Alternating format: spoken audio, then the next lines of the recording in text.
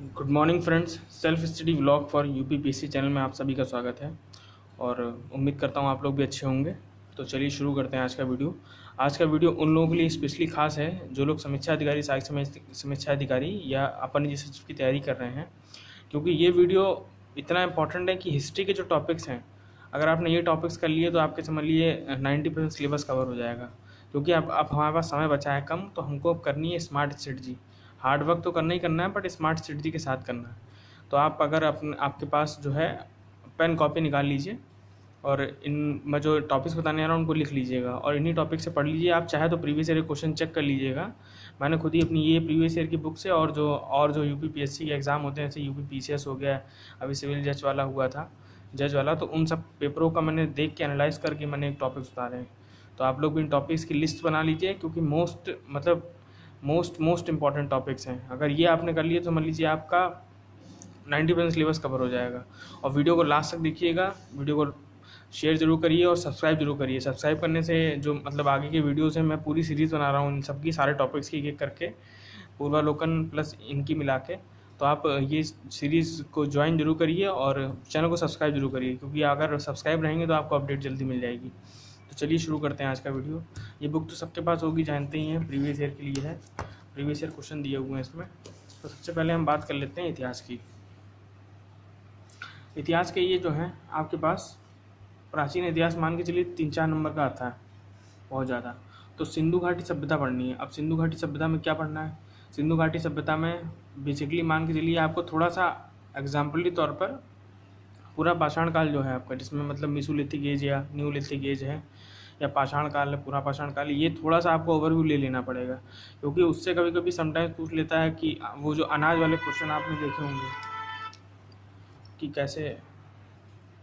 तो सिंधु घाटी सभ्यता आप बेसिकली मान के चलिए, सिंधु घाटी सभ्यता से पहले जो पूरा पाषाण वगैरह काल है, उसमें क्वेश्चन पूछ लेता है कि अनाज सबसे पहले कहाँ मिला था। जैसे लहुरा देव का नाम सुना होगा आपने, कोरलीवा वगैरह हैं, तो ये सब क्वेश्चन कभी कभी फंसा देता है।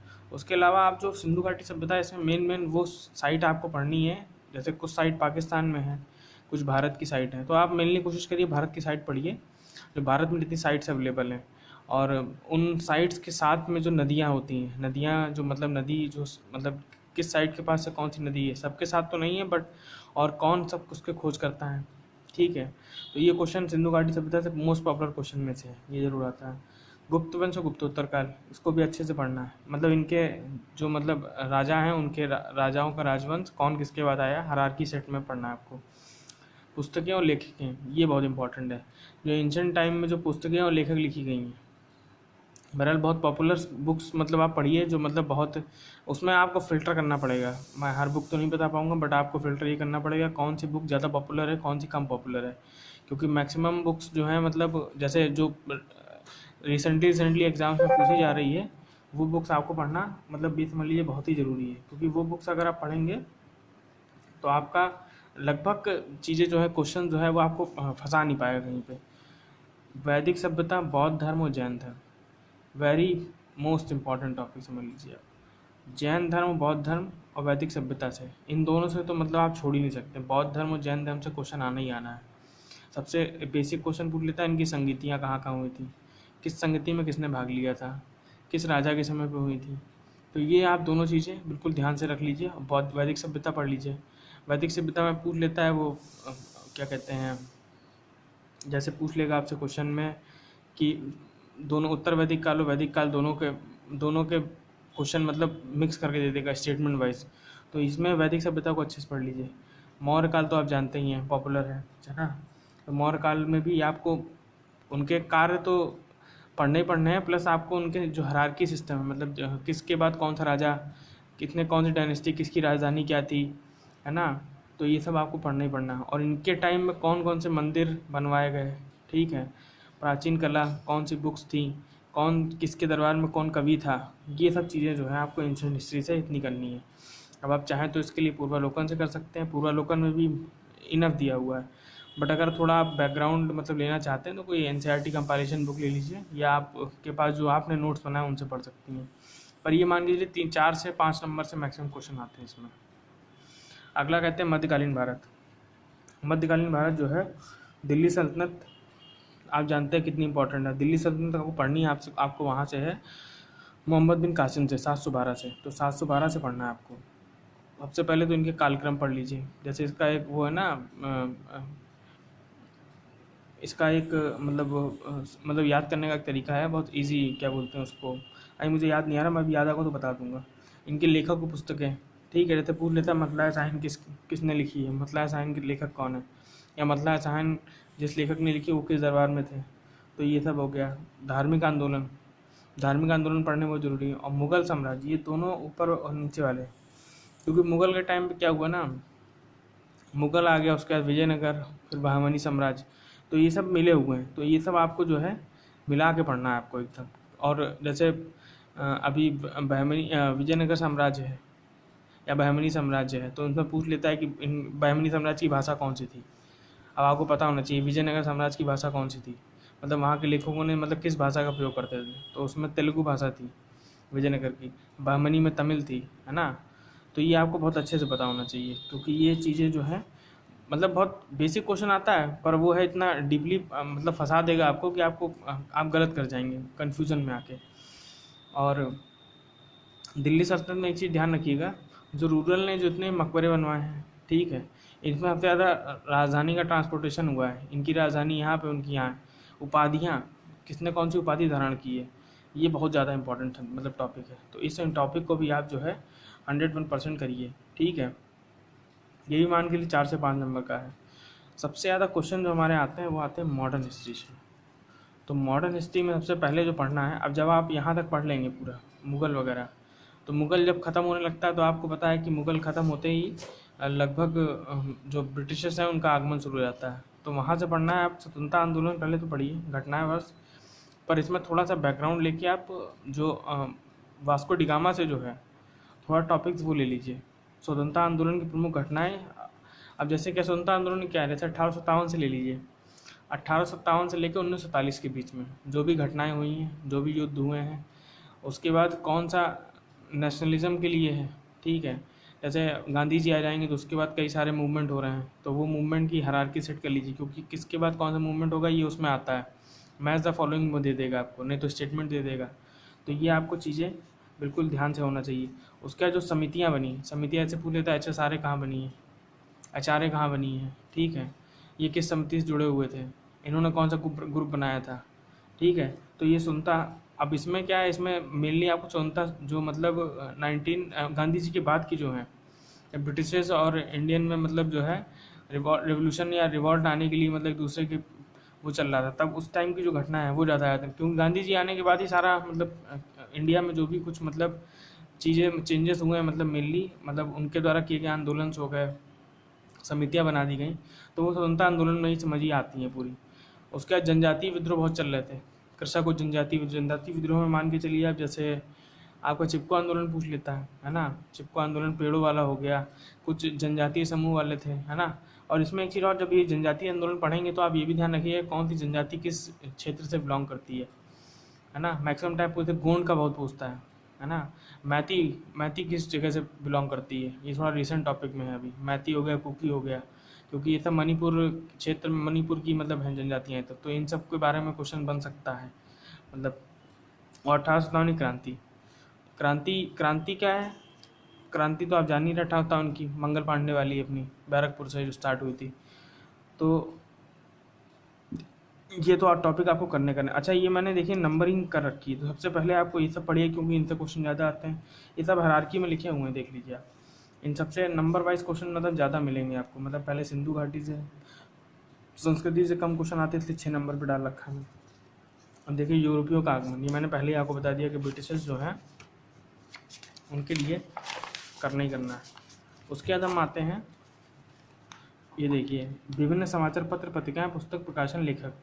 अब ये बहुत इंपॉर्टेंट है, ये भी आप समझ लीजिए कि जब भारत में आज़ादी मतलब 1900 से लेके 1947 के बीच में बहुत सारे पुत्र, क्योंकि उससे पहले तो प्रेस का मतलब जो प्रेस या छापा खाना था वो स्टार्ट तो बहुत पहले हो गया था। अगर आपने वो पढ़ा हो वर्ल्ड हिस्ट्री, उसमें कस्तुनतुनिया और ऑटोमन साम्राज्य के बीच में जब हो रहा था, तो उस टाइम पे ही मतलब छापे खाने वगैरह का आविष्कार हो गया था, कई सारी चीज़ें मतलब आविष्कार की गई थी।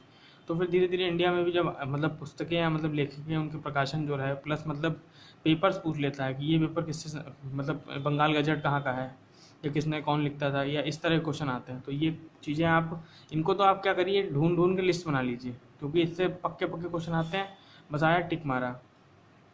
युद्ध एवं युद्ध स्थल, ये तो मतलब वर्ष वाला, तो जब आप हायरार्की तैयार करेंगे 1857 स्वतंत्रता आंदोलन वाली, तो उसमें ये भी कवर हो जाएगा आपका, उनको आप लिस्ट बनाएंगे जब, तो वो वहाँ से कवर हो जाएगा। भारतीय राष्ट्रीय कांग्रेस गठन अधिवेशन, ये इसमें गोलमेज सम्मेलन, कांग्रेस के अधिवेशन, और सारे अधिवेशन नहीं पढ़ने।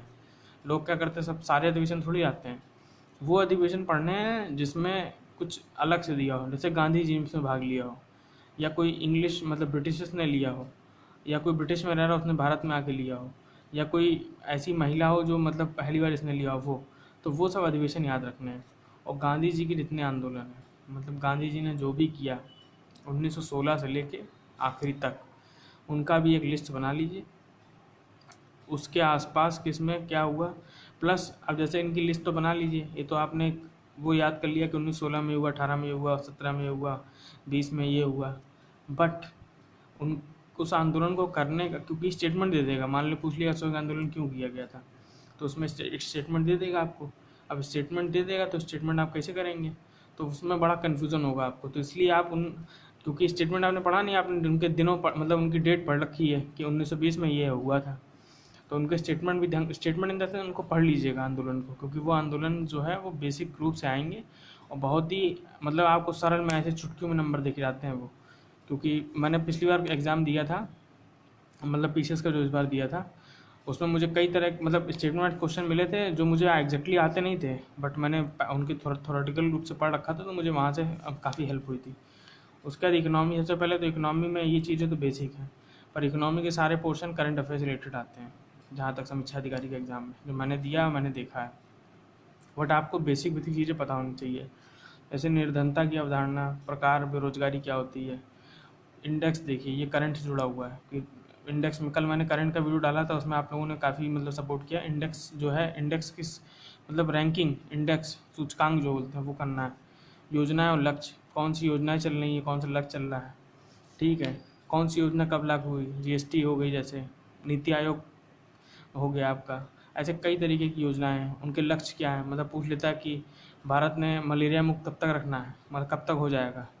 इस तरह का क्वेश्चन नहीं है कि मैंने एक एग्जांपल दे दिया, तो मतलब लक्ष्य रखा कि 2020 तक भारत अपने मतलब भारत जो है 5000 यूनिवर्सिटी बना लेगा पूरे, तो मतलब एक एग्जाम्पली रूप से वो सब आता है।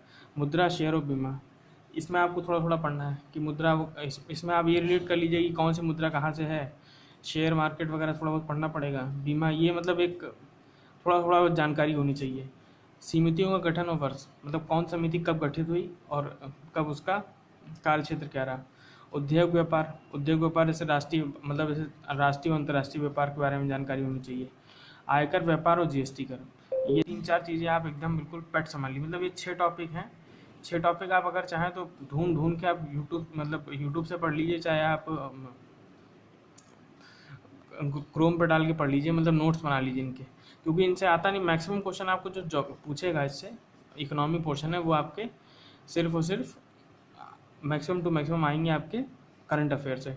तो बस इसी तरह बस आप करते रहिए प्रिपरेशन। अगर आपने ये सब टॉपिक्स आपने कवर कर लिए, ये पूरे एंशिएंट इंडिया, मॉडर्न, मिडिवल और मॉडर्न के, और ये टॉपिक इकोनॉमी, तो चलिए आप एक बार थोड़ा भले मतलब डिक्लेयर पोल ही कर सकते हैं, पर अगर आपने हिस्ट्री और ये तीनों कर लिया आपने, तो मान के चलिए आप अच्छा खासा आपका स्कोर हो जाएगा। मतलब क्वेश्चन मतलब 100% तो कोई नहीं कर सकता है वहाँ पे, पर ये है कि आप 80 to 85 to 80 से 90% के बीच में आपके क्वेश्चन फंस जाएंगे और आप उनको कर लेंगे आराम से, क्योंकि ये इंपॉर्टेंट टॉपिक्स हैं, मोस्ट इंपॉर्टेंट टॉपिक्स हैं। और अगर आप वीडियो में अभी तक बने हुए हैं तो बहुत बहुत धन्यवाद आपका, और वीडियो को शेयर ज़रूर करिएगा अपने फ्रेंडों के साथ, जिससे उनको भी ये इन्फॉर्मेशन मिल पाए, और सब्सक्राइब जरूर करिए। और बस इसी तरह मिलते हैं कल। हम आपके लिए हो सकता है ज्योग्राफी का वीडियो लेके आएँ, फिर पॉलिटी का, फिर इसी तरह आगे के जो वीडियोज़ होंगे वो मैं लेके आऊँगा आपके लिए। तो बस इसी तरह मिलते हैं, और अगर किसी को कोई क्वेश्चन हो तो मुझे कमेंट कर सकता है। तो बस वीडियो में ऐसे बने रहिए। Thank you so much video देखने के लिए, और चैनल को सब्सक्राइब जरूर करिए। बाय।